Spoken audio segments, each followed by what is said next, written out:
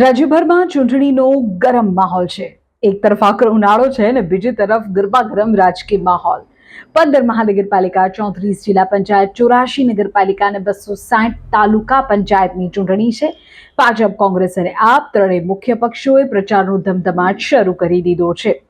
દરરોજ ક્યાંકથી સમાચાર સામે આવી રહ્યા છે કે એક ઉમેદવારે બીજા ઉમેદવાર પર વાક પ્રહાર કર્યો, ક્યાંક કોઈના ફોર્મ રદ થઈ ગયા તો કેટલીક બેઠકો બિનહરીફ થઈ.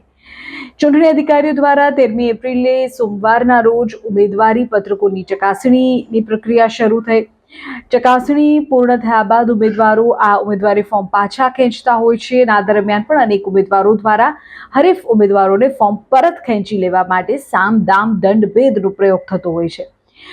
15 એપ્રિલ ઉમેદવારી ફોર્મ પરત ખેંચવાનો છેલ્લો દિવસ છે અને એ બાદ સ્પષ્ટ થશે કે સ્થાનિક સ્વરાજની આ ચૂંટણીમાં કુલ કેટલા ઉમેદવારો વચ્ચે ચૂંટણી જંગ છે, કોણ કોને ટક્કર આપશે, કયા પક્ષના સૌથી વધુ પત્તા કપાયા છે, કોણે ફોર્મ પરત ખેંચ્યું છે અથવા તો ફોર્મમાં ભૂલ સામે આવી છે કે જેના કારણે રદ થયું છે, કેટલી બેઠકો બિનહરીફ થઈ છે અને કેટલા ઉમેદવારો વચ્ચે જંગ થશે તે આજે સાંજ સુધીમાં સ્પષ્ટ થઈ જશે.